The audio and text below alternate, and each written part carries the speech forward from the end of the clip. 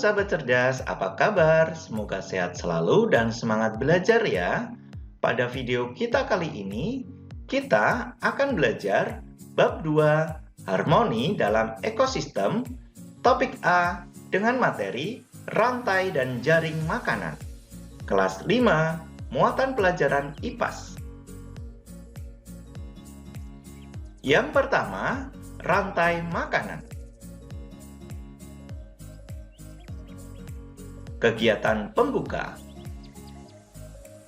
Lihat, belalang ini mau dimakan laba-laba. Akan aku selamatkan dia.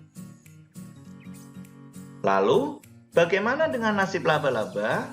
Nanti gara-gara kamu, laba-laba jadi kelaparan. Semua makhluk hidup membutuhkan energi untuk tetap hidup.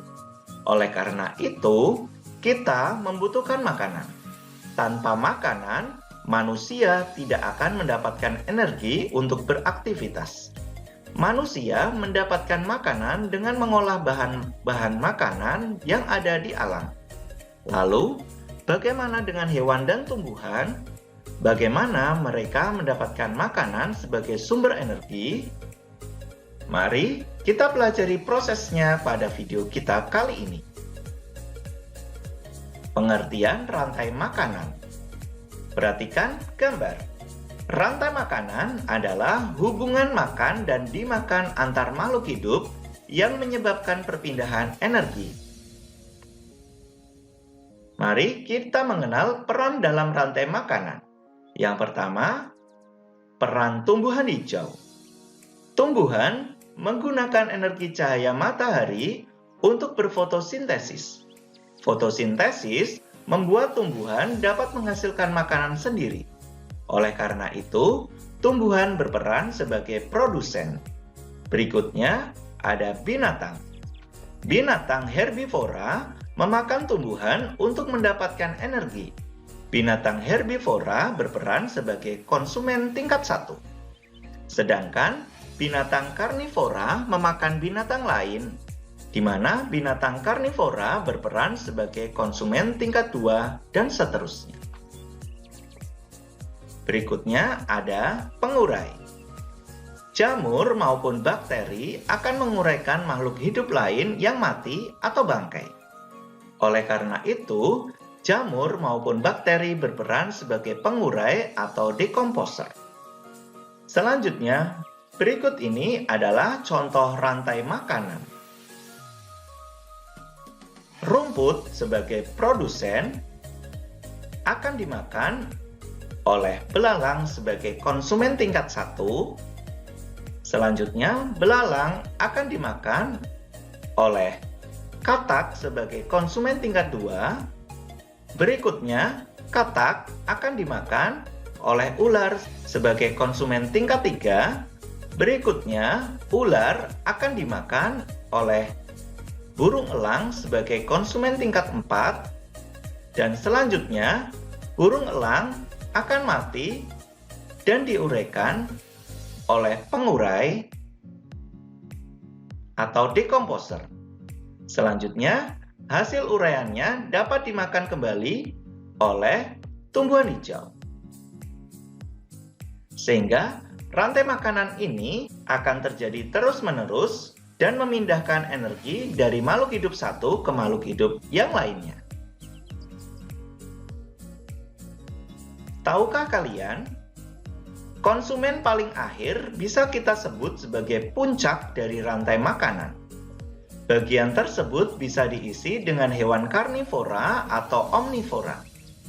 Biasanya, hewan ini tidak diburu oleh hewan lainnya untuk menjadi makanan.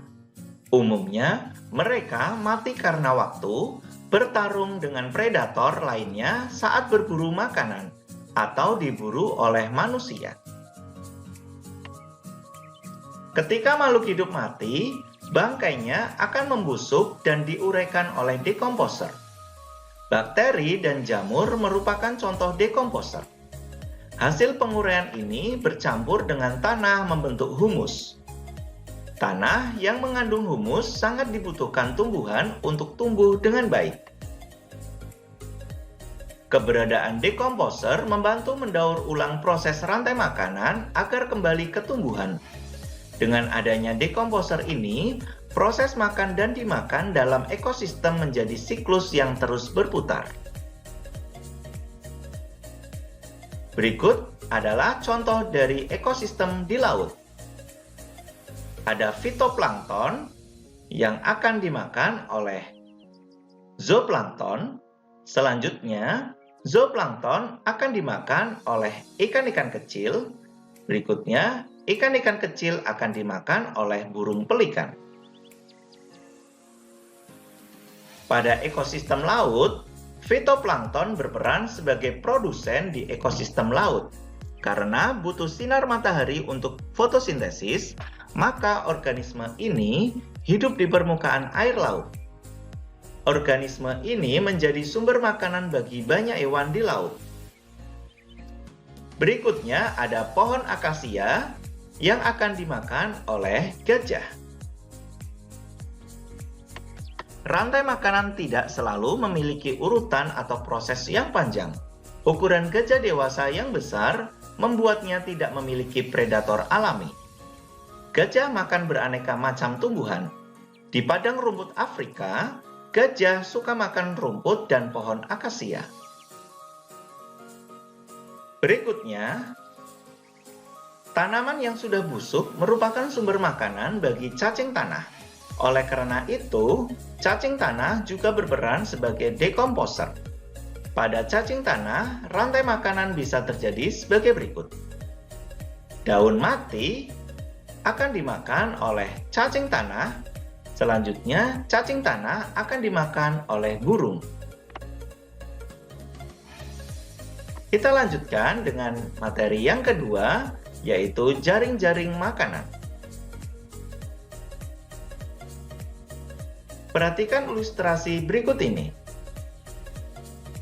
Katanya, hutan-hutan di Indonesia memiliki aneka flora dan fauna. Wah, berarti dalam satu hutan banyak sekali hewan dan tumbuhan yang tinggal bersama. Kalau begitu, sumber makanannya banyak ya? Benar, di gambar ini saja macan dahan bisa memangsa tupai, tapir, kelinci, dan kijang. Lalu, bagaimana cara menggambarkan rantai makanannya ya? Dalam suatu ekosistem, terutama ekosistem yang cukup besar, berisi banyak komponen biotik. Hal ini menyebabkan produsen bisa dimakan oleh lebih dari satu konsumen. Begitu juga dengan predator yang bisa memangsa lebih dari satu jenis hewan. Lalu, bagaimana proses rantai makanan terjadi pada ekosistem dengan anggota yang banyak? Mari kita pelajari pengertian dari jaring-jaring makanan. Perhatikan gambar. Jaring-jaring makanan adalah kumpulan dari beberapa rantai makanan. Tahukah kalian? Sebenarnya, jaring-jaring makanan merupakan kumpulan rantai makanan yang saling berkaitan pada satu ekosistem yang sama. Hal ini dapat terjadi karena dalam ekosistem yang luas, makhluk hidup yang sama bisa berada pada lebih dari satu rantai makanan.